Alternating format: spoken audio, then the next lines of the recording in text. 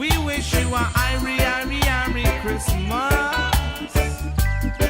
Old Year and New Year's are just the same. Christmas on a broke pocket day. We wish you a Irie Christmas. We wish you a Irie Christmas. We wish you a Irie Christmas and a dance all New Year. Great tidings, Natty Jane bring you. Great tidings, Natty Jane bring you. Great tidings, Natty Jane bring you. And a dance all New Year. We skank and rock it to the rhythm. We rock and we rock the rhythm. We scrub and we rub and we dub wise. And a happy dance. We bring you a Irie Christmas. We bring you a Irie Christmas. We bring you a Irie Christmas and a dance all New Year. You love up, you rub up on a Christmas.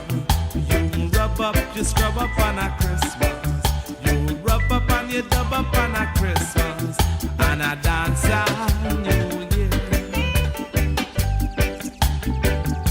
We wish you merry, merry, merry, merry Christmas on a broke pocket day.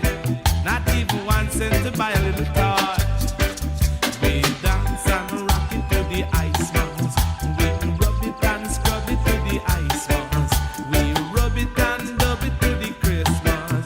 On a broke pocket this year. Everybody gonna jump in and a shouting. Everybody gonna jump in and a shouting. Everybody gonna jump in and a shouting. And Ben Johnson dear, we wish you a Irie Christmas. We wish you a Irie Christmas. We wish you a Irie Christmas and dance all do. Everybody in the dance all singing. Everybody in the dance all rocking. Everybody is skanking and a rocking and a broke pocket dear. We rub up and a scrub up and a skanking. We skank and a rocking and a moving. We move and a rocking and a dub wise and a happy year. We wish Christmas. We wish you a Irie Christmas. We wish you a Irie Christmas and a happy dub wise. We wish What up, guys? Hope you guys like the new music. Hope we change it up. Get some reggae in the house, bomb. Let me know what you guys think about the new music. I'd love to hear it. Great tidings, Natty Jane bring you. Great tidings, Natty Jane bring you. Great tidings, Natty Jane bring you. Pan a broke pocket dear. We wish you a Irie Christmas. We wish you a What's up, Eric?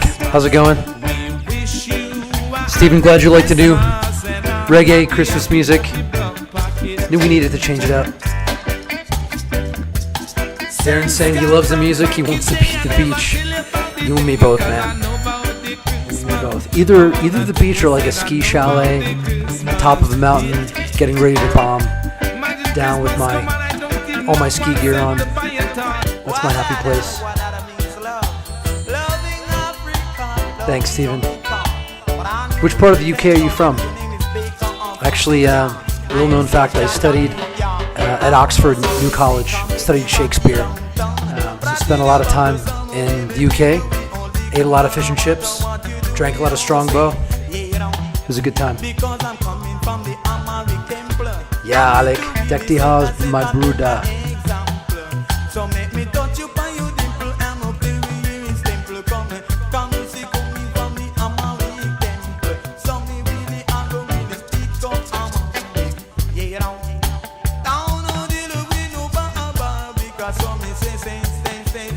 Oh, near Brighton. Awesome. Yeah, I've been there. For Brighton SEO, actually. Such a cool kind of a town on the water, although it's not really a beach town, right? Because the water's freezing cold and there's a lot of rocks, like big rocks on the beach. but still super cool beach town.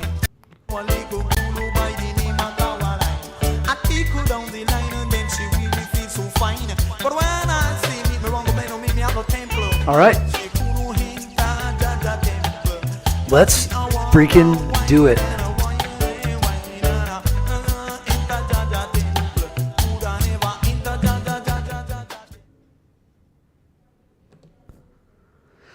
All right. What's up, Mon? What up, Mon? Welcome to the third day of the 12 Days of Search Atlas. Got something big to launch today. I am so excited. This has been something we've been working on for quite a long while, and so today I can't wait to show it to you. So I know what you're thinking. Could it even possibly get any better than what we launched yesterday with universal email alerts, or maybe even Monday with the Link Laboratory Exchange launch? Well, buckle up, Buttercup, because today we're bringing you something new, something that's going to totally change the way you're about to think about content quality. Now, if you're anything like me at all, you've spent countless hours, late nights, and even weekends poring over the AI content that we're creating with our teams, trying to figure out how do we make it Goldilocks just right. And you've heard buzzwords, you've heard about semantic SEO, you've heard about information retrieval, especially if you watch our show. Probably you've even heard me talk about the Google page quality algorithm. But what does it all really mean for the content that your team's creating? Well, as of today, you can wonder no more, because today you're going to have access to... I gotta find my button. Not the right one? Not that one either. Doesn't matter. Today you're going to have access to Scholar. Oh, yeah.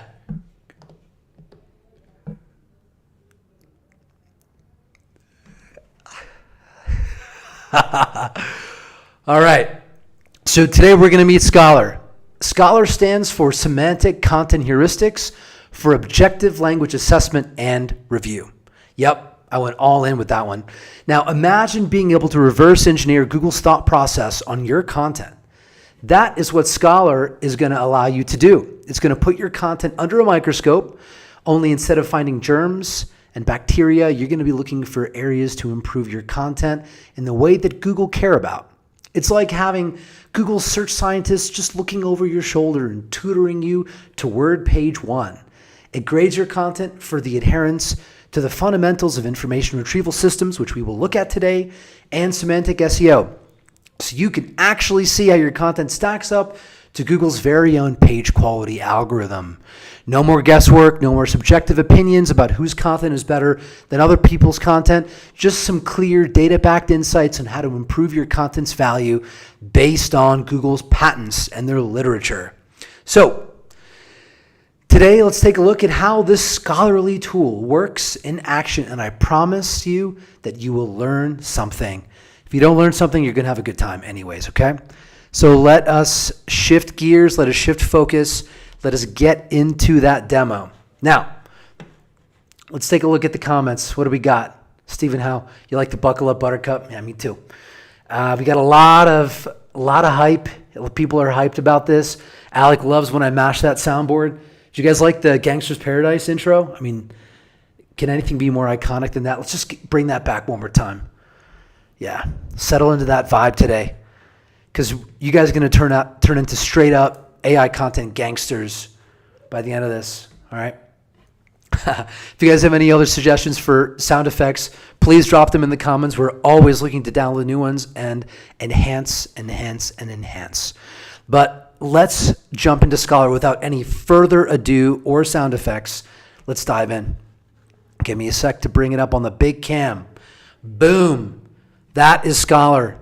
You guys like our AI artwork? Yesterday it was an AI robot with looking at an iPad. That was universal email alerts. Monday was the Link Laboratory Publisher Exchange, and so it was like a AI bot with a bunch of like links all over it. Today we got like almost looks like that guy, the Turkish student in the Olympics with a gun with that super tricked out set of goggles. I don't know if anyone has a image of that. Put that into the chat. We want to see that. All right. So let's look at the problem statement, right? Let's look at the problem statement.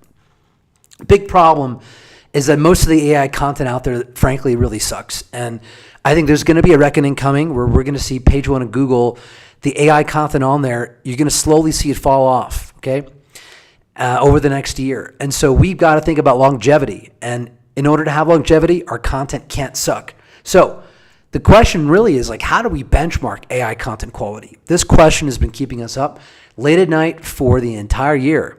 How do we create the best possible content is the next question. Once we can benchmark what does good mean and what is bad, then how do we improve? How do we make the best quality content, okay?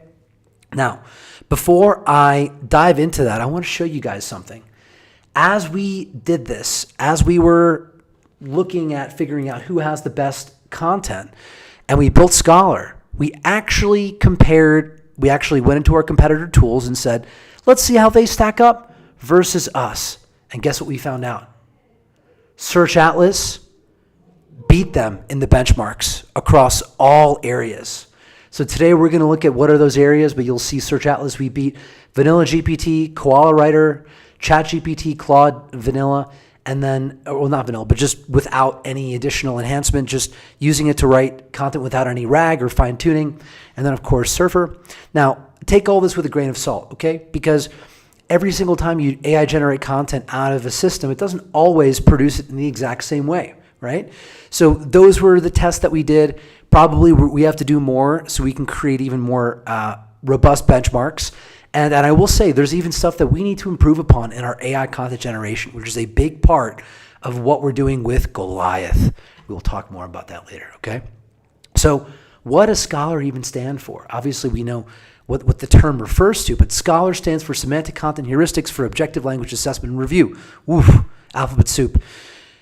Semantic Content Heuristics, that really refers to rules around which we can evaluate the quality of content. That's what we mean by heuristics. What do we mean by objective? Objective means it's not subjective. It is objective. It is based on an algorithm that is very similar to Google's page quality algorithm, right? How do we know it's similar? And how do we know it's objective? Well, it's objective because it's algorithmic. There's not a person involved. And how do we know it's similar? Well, we ran the correlation analysis of SERPs for the Scholar benchmark score as well as the subscores. And man, what we saw blew our minds. It blew my mind. What we actually learned is that these Scholar scores are more highly correlated with the documents that rank at the top of Google more than any authority benchmark. They are the most highly correlated factors that we have ever seen. Okay, more on that. So first, let's ask a question. How does Google do it? How does Google grade their content? Okay, how do they do it? And today, I just want you guys to brace for this because it's going to get technical.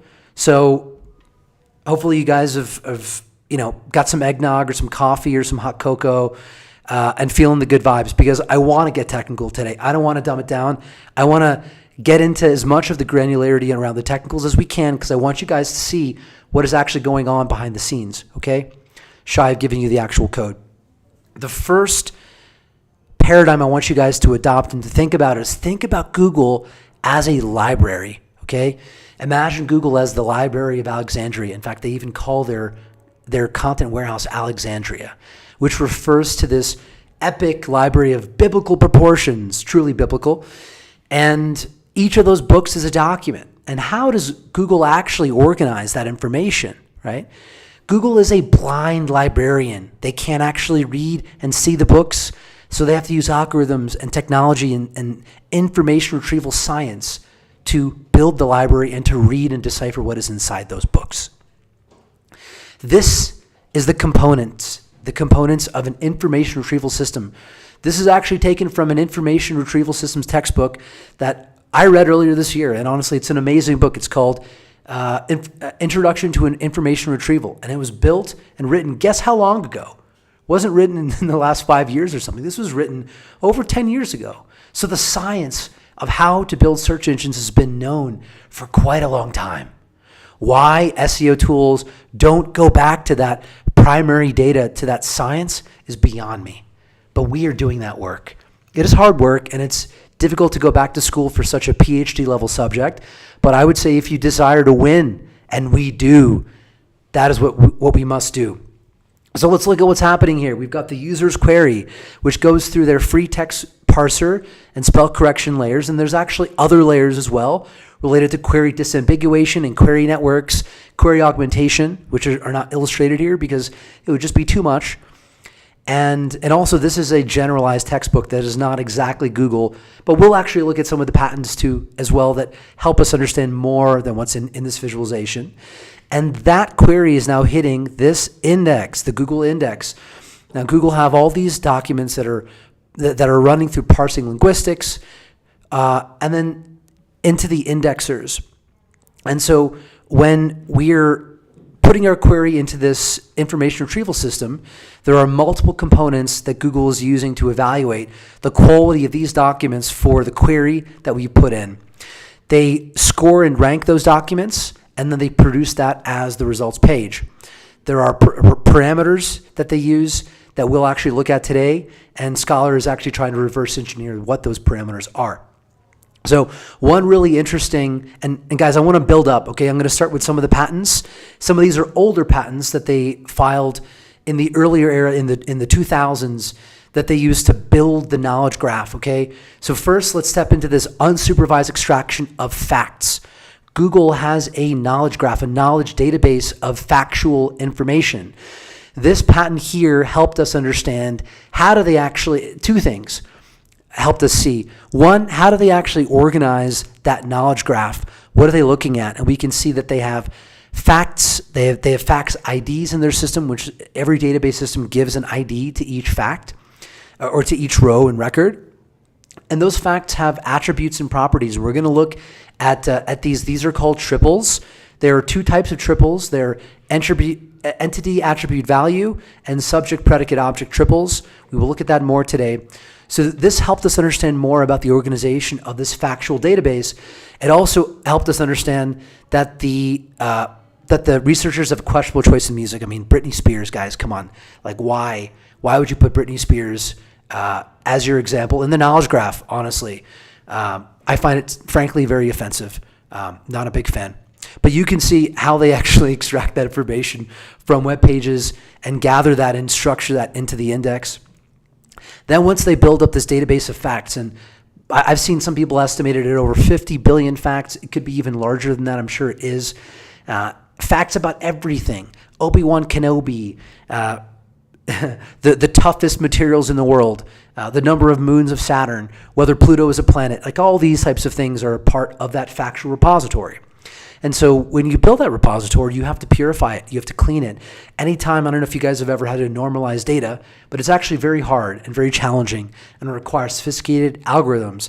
And so Google have algorithms to help them build a internally consistent repository of facts. And actually, when you look at the patents, there are so many patents about facts and factuality. And so we realize that the triples, the information, the factual information in these documents is actually critically important. Not only the facts, but also the entity references. One of the things that they do is they have almost two parallel evaluations of content. One has to deal heavily with the entities. The other gets into semantics. When we look at the entities, and when we have a query, what they're doing is they take the query that we put in, and they're looking at all the other entities that are relevant to that query, and they're looking at the TF-IDF, the presence of those terms inside the document. How frequently are they seeing those terms? And the more frequently that they see these entities, the higher the subscores are. And so here we can see an example of entity extraction from this "Who is the King of Spain" document context. We can see how they take our query, they process it, they go to the index and find other entities that are referencing and related to that, and then come up with an answer. Here's what it looks like when we take an entity graph and we associate it with its attributes and its values to understand the bridges and the relationships between entities. And so if you almost think about what's happening, Google has this massive graph of factuality, and those facts are connected to other facts. It's quite incredible and impressive. they'll actually, for queries, when you put a query into the search engine, they will have to figure out what is the correct template that they can use to take that factual representation of information and bring it back to you in a structured format that is not just like a table or a list, but a piece of text. So very interesting patents there. So as I mentioned, the index is called Alexandria. Hope you guys are still with me. But the index is called Alexandria Index. It has 3 tiers. Those tiers have to do with traffic and search, the amount of search demand that there are for documents and websites. And here we can see exactly what that document frequency analysis looks like, so that they can figure out which document to retrieve for a given either term or bigram, trigram. Basically, they're doing this n-gram analysis to figure out what are the most relevant documents for those n-grams inside your query. And there's probably a little bit more to it than that, but this is a really important frame for how information retrieval systems work. This visualization that I put here is to help you guys understand the relationship between all these documents. So imagine that Google has trillions of documents. This illustration I generated through basically taking documents about different places in the world and then plotting those into vector space, which are what are called embeddings. And what you'll see is that these documents kind of float and move into different areas of this three-dimensional space, and the dots that are closest to each other are more topically relevant than the dots that are far apart. And so, essentially what happens is these documents end up getting clustered according to their locality, where they are in the world. Now, that's just kind of a smaller sample of the overall internet that Google has in that index. And going back to the library metaphor, that is how they organize the library, is it's topically organized and it's also tiered, okay? All right. Then when they actually have a query and they're trying to surface candidate documents to present to the user, basically our search results, right? Our search results. They have to do cluster pruning, right? They don't want to search every single document context and figure out, okay, out of all these nodes, which one should I use? What they're really doing is they're trying to figure out what are unique and interesting perspectives around the answer to the query, all right? What are interesting perspectives? We don't want to produce a whole bunch produce and surface a bunch of documents that are exactly the same, right? They don't want to give you the same thing over and over and over and over again, because actually what's valuable is different perspectives around the answer, different types of information demand, documents that are written in different ways. And that's why when we take a keyword, like let's say, for example, doctor in Miami, Florida, sometimes you want an actual doctor, right? For some of the documents are going to be here's a doctor, here's the service provider, because that may be what you need. But maybe you're actually doing your information demand in your mind is actually not for the doctor. You want to compare doctors and look at a list of doctors and see which one could be the best doctor. So that's a different query context. That's a different document cluster. Each time they're doing this is they're trying to find the leader document. What is the best document? Now, you guys might be wondering, of course, you want to be the leader document. Those are the red circles on this. But what does it take to be that leader document? How do we become the leader document? There are components to that. That's what Scholar is all about. A big part of it is information gain, doing something that is not in the other articles, as well as having the Scholar subscores, and we'll get to all that. Here's another interesting perspective around how Google illustrates the way that they answer questions and queries, respond to the queries, taking the attributes of the entity for this question, which is who was Woody Allen married to? Woody Allen is an entity within their knowledge graph. The person that they're married to is a specific context. It's a specific fact inside that graph, and they're basically looking inside their knowledge domain, inside their knowledge graph to find the answer, okay?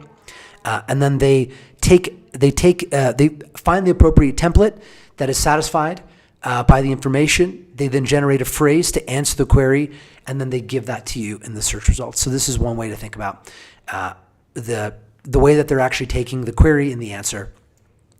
Here's a really interesting patent about how do they pick the best answer to a factual query among a set of answers. So we're not going to actually go through all this. I'm realizing I want to get to the demo. I want to get to some of the other stuff.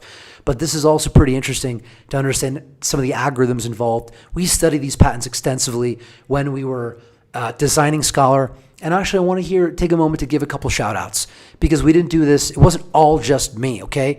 I took a huge part of leading the charge, but there are some brilliant minds that contributed their knowledge, their expertise to help us find our way through all these patents and through the literature. And so here I want to shout out Koray Tugbert-Gabor, my good friend there in Turkey, in Kushadasi. Also Pavel Klemakov, brilliant guy, really smart guy, and also very modest and humble. And there's so many other people in that holistic SEO community that do great work. Folks like Liamine, and there are honestly so many people, I can't possibly name all of them. But just big thank you to all the people who are doing this research, contributing their knowledge to the pursuit of the SEO industry, being able to understand Google better. And by the way, this work is never done. It is never finished. It is always beginning anew. Because as the algorithms become more advanced and evolve and change, we will see new patents filed, and that will mean we have to continue to evolve our practice of SEO, or now AEO. And one researcher that really sticks out in this is Stephen D. Baker. He's got a lot of fascinating patents that are really worth poring over to understand. If you guys are really interested in more about the science and the mathematics and how Google do it, plenty of stuff there to spend more than a long weekend reading into, okay? So let's take a breath here, all right? Can everyone just kind of move around, move the body, get some blood flowing? I want to make sure you guys are all still with me for the next part here. I want to take everything that we just looked at and I want to simplify it, all right? Simplify it down into the fundamental equation, which is the ranking position that we get, that Google gets for a document, is directly related to and given by its page quality times the ranking signals. Page quality is a static score. Okay, that is the static information retrieval system score that Google is using to grade and evaluate your web page, your document, your blog post, your lander, whatever.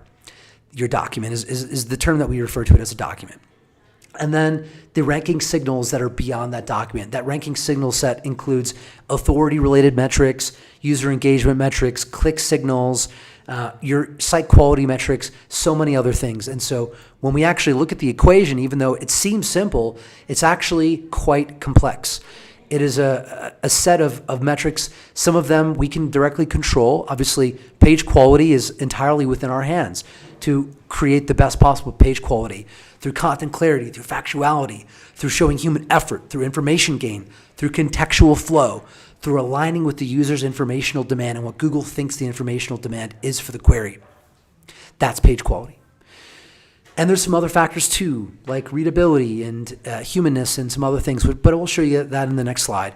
And then ranking signal, you can see those components. But today, I just want to focus on the page quality.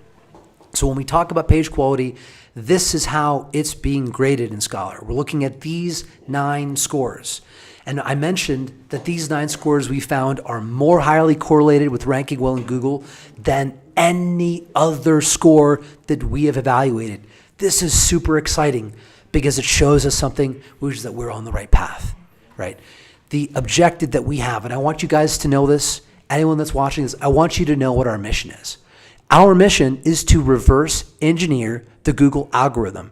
We want to build the ensemble equation so that we can look at websites and documents and say, this website score is XYZ for every single subcomponent, every single component of what we call the ensemble equation.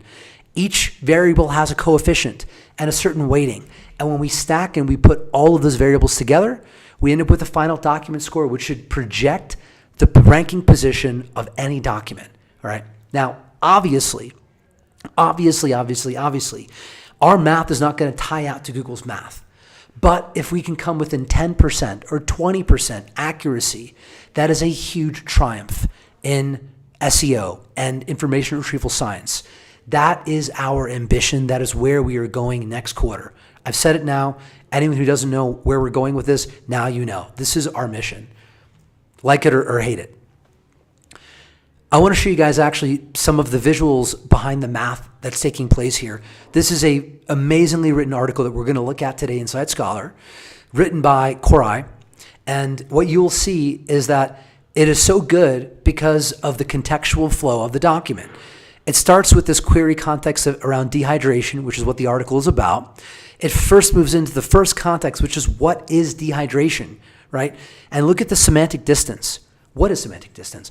Semantic distance essentially gives you the distance in vector space between one thing and another thing, specifically text, okay? And the lower the semantic distance, the more similar these two ideas are, okay? The more similar these two ideas are. The further apart they are, the more dissimilar they are. And so one of the things that's important when we're talking about contextual flow is moving from one context slowly into the next context, into the following context. This is a hallmark of really good content, that it moves from one area of exploration, one topic, to another topic, to another topic. Now, I'm not suggesting that before you guys publish an article that you should be going in and running it through this X-ray machine to figure out your contextual flow and then try to rejigger it like that in vector space and do all this. But what I am suggesting is that we as an industry need to pay more attention to our AI outputs and what their contextual flow is, and make every effort that we can to improve that flow so that it aligns better for users and for search engines. It's super disorienting to go from here to here to here to here to here to here, right? You want to move nicely from one context to another, and that will be rewarded by the search engines, and it's also going to be rewarded by users. Users will appreciate that as well. This is what it looks like when you've got a context of information that is very far away from the other context. This is just an illustration so you guys can see what that looks like, okay? All right, so this brings us back to Scholar. And so each of those scores, those 9 scores, or here there's even more scores, is captured inside Scholar, okay? So that's what you'll be able to see inside the tool. Now, I am going to give you guys the demo. We're going to get into all of it. I'm going to talk about the scores. But first, I want to show you guys the benchmark, okay? Who's excited about this? Who is curious to see which AI content writer produces the best content according to Scholar? I want to know.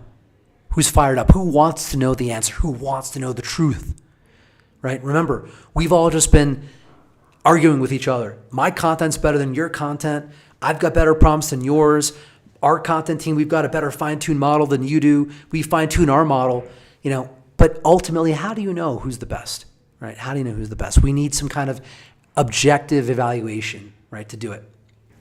So we got a couple bets here. A lot of people excited. A lot of people want to know. Alex saying that he really wants to know. Steven, he guesses Anthropic, which is the makers of Claude. We did actually have Claude in here. So you guys will see. We will show you Claude. And how Claude stacks up to some of the other tools. Juan says Search Atlas. Okay, that's a good guess. It's a good guess. Okay, well, let's look at it, okay? So across all the subscores, the content generated by Search Atlas outperformed Claude.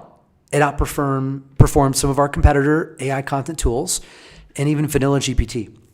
So this is really interesting, okay? It's really interesting. Actually, Search Atlas can use Claude under the hood to write the content. But why is it that Search Atlas outperformed Claude, right?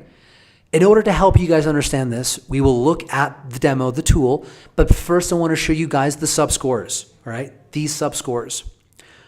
V12, it's live today, bro. It's already live inside Search Atlas. If you go to content, then click on Scholar, it's in there, okay? So, yeah, let's talk about why it is that Search Atlas outperformed Claude or ChatGPT or even these other tools. So first, let's look at some of the subscores. And I will say something. I will be very honest about this. We don't win on every subscore yet, okay? Yet. That means that we have more work to do. That is a big thrust of ours. A focus for us in January is going to be to keep evolving our model to beat the Scholar benchmark. But the first subscore we're going to look at is human effort, right? Inside Scholar, you're going to see exactly how human effort is quantified, right? How do we quantify it? Google wants to see that the content has human effort, and there are components to content that they're evaluating that show them that there's a lot of effort behind the content. Things like images, things like a YouTube video, things like numeric lists, things like schema markup. Basically, the stuff that gets in, that you would put into content, but you couldn't just get if you just went to ChatGPT or Claude and said, write me an article about blah, blah, blah, right? It's not going to give you all that other stuff. And so they're looking at the other attributes, the other things of your content, components beyond just what you will be able to get from a GPT straight out, okay? And so Search Atlas, we've got a big emphasis on that. You guys know we've always been focused on AI image generation inside the platform. We're using Midjourney for that. So we've got super high quality images. You can also tailor those Midjourney image prompts now. We added that feature about a month ago. So you can control the images. We also, by the way, added in EXIF data. So what is EXIF data? EXIF data is the stuff that goes into the metadata of your images. When you take a photo on your iPhone, there's a bunch of metadata that Apple has added into the image that tells you the latitude, longitude, the location, a bunch of attributes around the resolution, the camera, the shutter speed, the ISO, the aperture, a whole bunch of other parameters, the copyright information. If you ever wondered why when you go to Apple, you go to your photos, how does it know where you took your images? Well, you took those photos. It knows because all that data is baked in with the EXIF data. We are adding the EXIF data because we know that Google is looking at it, especially for local SEO. I digress. The entity score. We talked about this. We looked at the patents talking about it.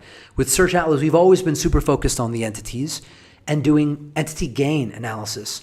A lot of other tools just do this simple scraping methodology where they go to Google and they look at the documents and they say, okay, well, if it's ranking, I'm going to scrape all the entities out of here. I'm going to run it through NLP processing. And then I'm just going to tell you, all right, buddy, these are the entities your competitors are using. Here you go. But guess what? When you do certain queries like local queries, a lot of times all of the documents suck. And so if you're just competing with the suckiest documents, you're not prepared to run the Olympics. You're just running it like an elementary school track triathlon, right? You're not really giving yourself the hardest test.